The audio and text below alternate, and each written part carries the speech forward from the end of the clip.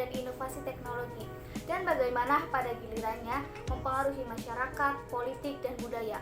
Perkembangan dunia iptek yang demikian pesatnya telah membawa manfaat yang luar biasa bagi kemajuan peradaban umat manusia.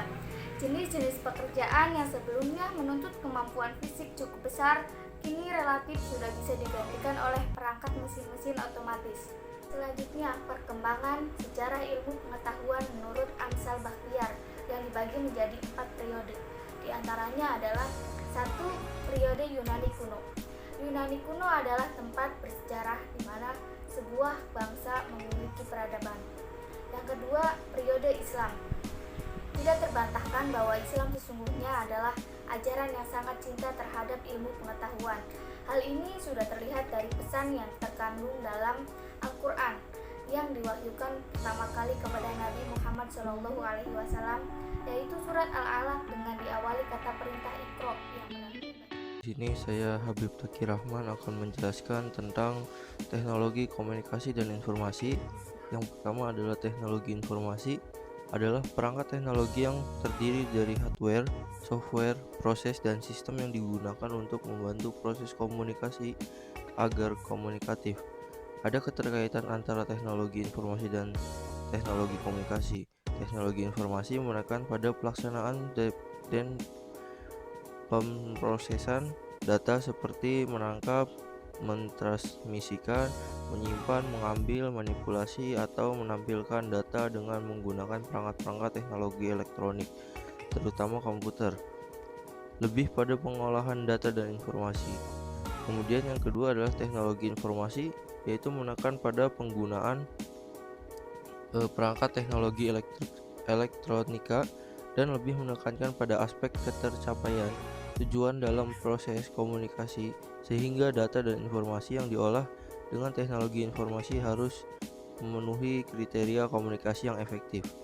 Teknologi informasi adalah teknologi yang digunakan untuk mengolah data, yaitu memproses, mendapatkan, menyusun, menyimpan, dan menghasilkan informasi yang berkualitas. Secara singkat, teknologi informasi adalah hasil rekayasa manusia terhadap proses dari bagian pengirim ke penerima, sehingga pengirim informasi tersebut akan dapat lebih cepat, lebih luas menyebar, dan lebih lama penyimpanan. Kemudian adapun macam-macam jenis teknologi informasi dan perkembangannya adalah yang pertama mesin cetak, analytical mesin, telegraf, pesawat telepon, pita penyimpan magnetis, TV tabung, media penyimpanan magnetic tape, hypertext, kemudian komputer digital, transistor planar, jaringan komputer dan desentralisasi, kemudian email, dan yang terakhir internet. Di era globalisasi ini adalah era kebebasan bagi para negara-negara di dunia dalam melaksanakan aktivitas-aktivitas dalam berbagai aspek kehidupan. Untuk mencapai kebebasan ini, maka negara-negara mulai mengembangkan teknologi informasi dan komunikasi. Pengembangan ini ditujukan untuk mengetahui informasi-informasi penting agar negara dengan cepat, dapat, dan praktis. Mungkin sekian untuk materi saya.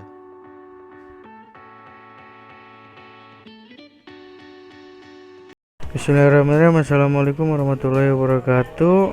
Sini saya Muhammad Rizky Badila akan menerangkan tentang dampak perkembangan ilmu pengetahuan dan teknologi informasi pada masyarakat global. Ilmu pengetahuan dan teknologi berkembang terus, bahkan dewasa ini berlangsung dengan pesat. Perkembangan itu bukan hanya dalam hitungan tahun, bulan, ataupun hari, melainkan jam, bahkan menit atau detik, terutama berkaitan dengan teknologi informasi dan komunikasi yang ditunjang dengan teknologi elektronika. Nah, pengaruhnya meluas berbagai bidang kehidupan. Pengaruh ini sangat cepat memberikan dampak positif dan dampak negatif.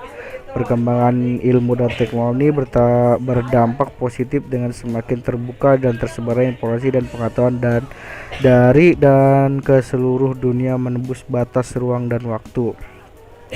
Sini ada keuntungan yang diperoleh atau yang dimanfaatkan untuk hal-hal yang negatif, yaitu pemanfaatan jasa komunikasi oleh teroris, penyalahgunaan informasi dan situs tertentu yang dapat di internet oleh pihak-pihak tertentu. Nah, terus ini contohnya melalui internet bisa mengetahui tes psikologi kecemasan teknologi sebagai contoh yang yaitu kerusakan komputer karena terserang virus. Lalu di sini ada manfaat kemajuan di bidang ekonomi dan industri, yaitu pertumbuhan yang semakin tinggi, terjadinya internalisasi, produktivitas dunia industri semakin meningkat, persaingan dalam dunia kerja sehingga menuntut pekerja untuk selalu menambah skill dan pengetahuan yang dimiliki. Nah, terus di sini ada kecenderungan perkembangan teknologi dan ekonomi akan berdampak pada penyerapan tenaga kerja dan kualifikasi tenaga kerja yang diperlukan. Nah, terus di bidang kedokteran dan kemajuan ekonomi mampu menjadi produk kedokteran menjadi komoditi. Terus ada dampak negatif. Nah, di sini tercipta pengangguran bagi tenaga kerja yang tidak mempunyai kualifikasi yang sesuai dengan yang dibutuhkan. Nah, sifat konsumtif sebagai akibat kompetensi yang ketat pada era globalisasi. Lalu adapun dampak negatif dari aspek budaya, kemerosotan moral di belakang masyarakat khususnya remaja dan pelajar, kenakalan dan tidak menyimpang di kalangan remaja semakin meningkat, semakin melemahnya nilai gotong royong. Secara singkat di sini ada beberapa dampak dan isu yang timbul akibat penerapan teknologi informasi. Pertama, masalah akses informasi, masalah data antar negara, masalah perlindungan data dan privasi, masalah hak cipta. Terus yang terakhir ada masalah sensor. Terima kasih, sekian dari saya. Wassalamualaikum warahmatullahi wabarakatuh.